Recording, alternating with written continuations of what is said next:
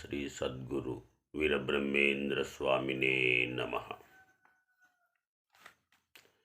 శ్రీ వీరబ్రహ్మేంద్ర స్వాముల వారు కృపకు పాత్రుడై మఠమునందు శిష్యుడు చేరిన సిద్ధయ్యను మహమ్మదీయ కులస్థుడని శ్రీవారి కుమారులైన గోవిందయ్య పోతులూరయ్యలు మిక్కిలి కోపించేరు.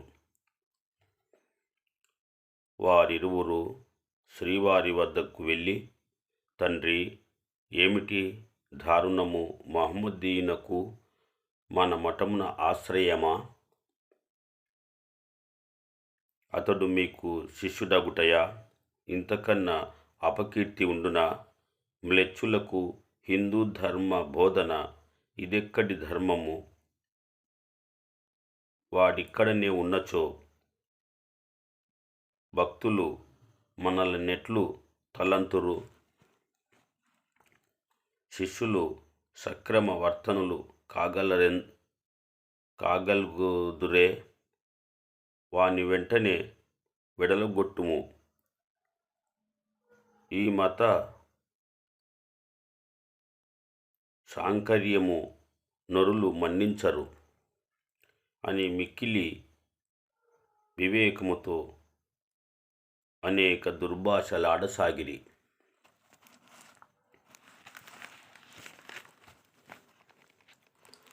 బిడ్డలారా, మీ ఆవేదన అంతయు సిద్ధయ్యని గూర్చియా? శాంతింపుడు. అతడు మతాంతరుడని, మన మత ధర్మములను అనుష్ఠించకూడదని ఎలా భ్రాంతి పడెదరు? అతన్ని గూర్చి చింతదక్కి విండుడని వారిని వీరబ్రహ్మేంద్రులు ఊరడించిరి. అయినను వారాగక సిద్ధయ్య కడకేగి వాని నానా దుర్భాషలాడసాగిరి.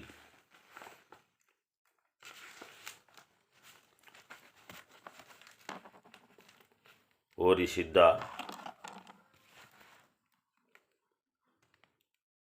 నాయనగారి మంచితనమునకు వంచన చేసి మఠమునకు దూరి మమ్ములనందరను భ్రష్టులను చేయవలనని వచ్చితివా?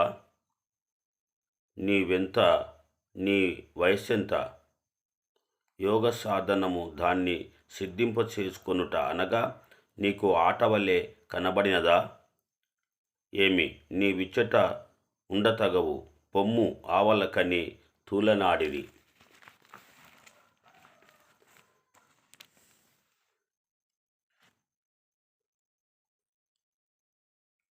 చిన్న స్వాములారా, నా మీద మీకేల ఈ అకారణ కోపం? నేను మహమ్మదీయుడగుట నిక్కము. అందువలన దేవుని అన్వేషించరాదనుట మీకు ధర్మమా? కులమతములు సాధకులకు ప్రతిబంధకములా? వాల్మీకి తరించలేదా? ఈ భేదములనియు కాయమునకు మాత్రమే వర్తించును. ఆత్మకు జాతి ఏది, మతమేది, కులమేది? ఇవన్నీ గుణవర్తనములదే కలుగును. లౌకిక నామ వాచకములు మాత్రమే. మీ సోదరులలో ఒకనిగా నన్ను దయచూడుము. గురుసార్వభౌముడు పాదముల చెంత పంకజముల సేవించుకొనుచు భాగ్యమును దూరము చేయకుడు అని సిద్ధయ్య కన్నీరు మున్నీరుగా వేడుకొనసాగెను. మాకే నీతులు బోధించునంతటి ప్రబుద్ధుడవైతివా? నీవెంత మొత్తుకొన్నను నీ విచ్చట నుండుటకు మేము అంగీకరించము. ముందు మఠమావలకేగి మాట్లాడుము. నీ వలన మఠము మైలపడిపోవును అని వానిని నానా దుర్భాషములాడి కొట్టసాగిరి. సిద్ధయ్య వీరబ్రహ్మేంద్ర స్వామి పాదములపై బడి ఓ జగద్రక్షక, నీవు తక్క నాకింకెవ్వరు దిక్కు తండ్రి. నీ బిడ్డలు నన్ను కాదు పొమ్మనుచున్నారు. వారల నొప్పించి నన్ను కాపాడుము సద్గురు దేవా అని మొరపెట్టుకొనుచున్నాడు. నీవును నన్ను పొమ్మన్నచో అనాథునను నేను ఎక్కడకు పోగలను? ఇక నాకు మరణమే శరణ్యము. బలవన్మరణము పాపహేతువగును. నీ ఈ శిష్యుని పాపములు పాల్పడ ప్రోత్సహింతువే అని కన్నుల వెంట నీరు కారుచు సిద్ధయ్య లేవనెత్తి, సిద్ధ, విచారము నుడువుము. నాయనా, నీవెవరివో నీవైనమేమో తెలియక నా బిడ్డలిట్లు కోపించుచుండిరి. నాయన గోవిందయాచార్య, బిడ్డ పోతులూరయ్య కోపము మానుడు. ఇతనెవరో తెలుసుకొని ఆపై మీరు ఏమి చేయవలనన్నది ఆలోచింతము. కనుక వానిని తన వృత్తాంతమును చెప్పనిండు అని తన కుమారులకు ఉపశమనింపజేసెను. స్వాములారా, నాది ముడుమాల గ్రామము. నా తల్లిదండ్రులు దూదేకుల కులము వారము. ఆదంబి పీరుసాయబు సంసార లంపటనబడి ఈదులాడ రోత భూని తల్లిదండ్రులను విడిచి సమస్త ఐశ్వర్యములను వదిలి గురుదేవుల పాదముల సేవింపవచ్చి తిని. నా వలన దోషమున్న శిక్షింపుడు, అంతియే కాని నన్ను పొమ్మనకుడు. తండ్రులారా అని సిద్ధయ్య తన పూర్వకథనెల్లా వారికి వివరించెను. అంతటా స్వామివారు, బిడ్డలారా, పంచేంద్రియములకు లొంగి పలు మోహములతో, పెక్కు రోగములతో, యౌవన కౌమార జర బాధలతో పీడింపబడు బుద్బుదం వంటి ఈ అశాశ్వత శరీరంపై ఇది నాది, ఇది నీది అను విభ్రాంతి పెంచి హెచ్చు తగ్గులు వెర్రి భ్రాంతుల నుందుట సద్గురు పదధ్యాన తత్పరులకు చెల్లదు.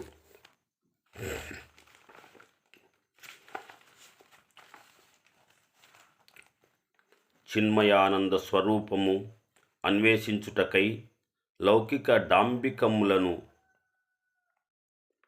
తగదు. నానా యోనుల బుట్టు, నానా జన్మలయందు ఏ జన్మ నీడని విర్రవీగగలవు. అందేదీను నీదిని కానేరదని ఆ జన్మపై మాత్రము మీ మమకారము తగున. మమత అల్లుకొని దురహంకారం లగుట ముక్తి మార్గమునకు అడ్డు లేర్పరచుకొనుటకే కదా నిస్సంగుడైన ఈ సిద్ధయ్యను వేరుగా తలచి దూషించెదరు. తగదు. సకల చరాచర జగత్తునందలి జీవకోటి అందలి పరమాత్మ స్వరూపము వాని అందును కలదుగదా. ఆత్మ సాక్షాత్కారము అన్యము లేదు గదా. అన్యమే లేని ఈ జగమున సిద్ధయ్య వేరు, మీరు వేరు అను భ్రాంతు ఏలా. కనుక బిడ్డలారా, వానిని పొమ్మనుటకు రమ్మనుటకు అధికారము లేనివారు వాణ్ణి ఎవరిని శాసింతురు? అన్యోన్యులై జీవించుడు అని సర్వ సమసిద్ధ యోగము ఉపదేశించిరి.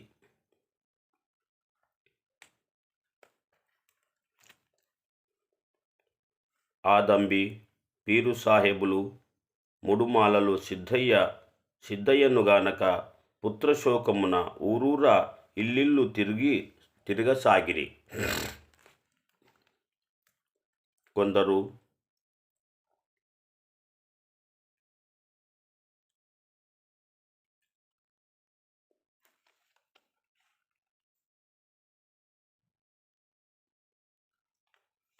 సాధువుల వలన కందిమల్లయ్య పల్లెలో మఠమున ఒక మహమ్మదీయ బాలుడున్నట్లు విని ఆ బాలుడు సిద్ధయ్యయే అయి ఉండునని నిశ్చయించుకొని కందిమల్లయ్య పల్లెకు చేరుకొనిరి. స్వామివారి పాదములొత్తుచు కూర్చొనియున్న తమ కుమారుడగు సిద్ధయ్యను చూచి వారెంతగానో ఆనందించిరి. బిడ్డ కన్న తల్లిదండ్రులను కాదని చెప్పచెయ్యక నువ్విట్లు వచ్చి వేసితివి తండ్రి. లేక కలిగిన నీపైనే మా ప్రాణములన్నీ నిలుపుకొని బ్రతుకుచుంటిమి. ఏమైపోతివో ఎటుబోతివో అని నేను నీ తల్లి తిరగని తావు లేదు, చూడని నూతులు గోతులు లేవు. మమ్ములని విధముగా బాధించుట నీకు తగునా బిడ్డ? రమ్ము, ఇంటికి పోవుదము అని వానిని పిలిచిరి. అందులకు సిద్ధుడు, జననీ జనకులారా, నేను విద్యను గురువు వద్ద నేర్చుకొంటగోరి వచ్చి తిని. అశాశ్వతమగు తనువులపై మమకారము ఉడుగుడు ఆ దేవదేవుడు తప్ప మనకు తక్కునది ఏమీయూ లేదు. వానికై జాగ్రత్తపడ మేల్కొనుడు. అజ్ఞానమును పోగొట్టి అతీత జ్యోతిర్మయమగు పరమాత్మను గుర్తెరుగు విద్య నేర్వవచ్చితినని కొనిపోయి మమకారములతో బంధించి పామర వ్యాస సంగముల మోహపర్చి కర్మబద్ధుని చేయుట తల్లిదండ్రులకు మీకు పాడిగాదు అని పలికెను. మనమొక మతమున్నది. ఆ మహమ్మదీయ మతమును కాదని హిందూ మతమును ఆశ్రయించుట తగున? మహమ్మదీయుడును కాదని అన్య దేవతలను ఆరాధించుట తగున? మనకు మక్కా మదీనా పుణ్యక్షేత్రములు లేవా? బోధ చేయగల పై గంబరులు ఫకీరులు హాకీములు మనలో లేరా? ఏమి కొరతాయని నీవి హిందూ మతము నాశ్రయించితివి అని ఆ తల్లిదండ్రులు వాపోవసాగిరి. వారి పలుకులకు నవ్వుకున్నవాడైన సిద్ధుడు తన తల్లిదండ్రులకు తన మనసును విప్పి ఇట్లని తెలియజెప్పుచు,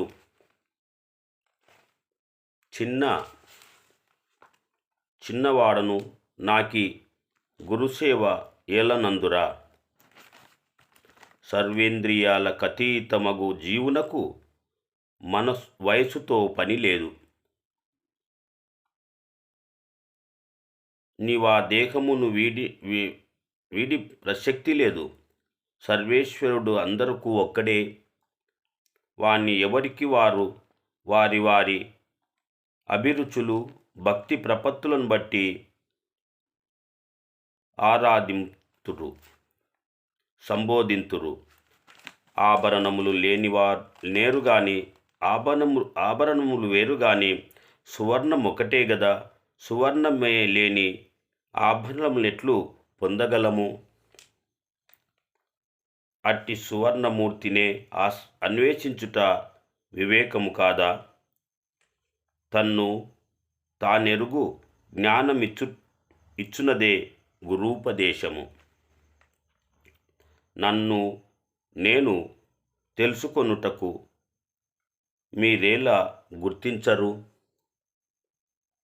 జగత్తునందలి మాయలకు లోబడకుండునట్లు సాధన చేయుట నేరమా?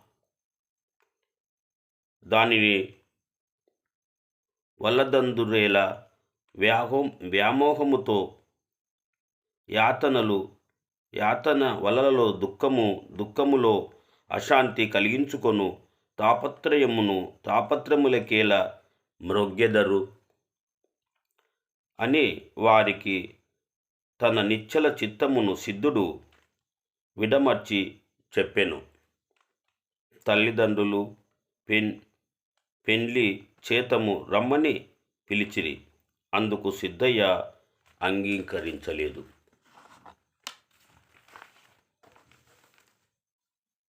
ఓం శ్రీమద్విరాట్ పోతులూరి వీరబ్రహ్మేంద్ర స్వామినే నమః.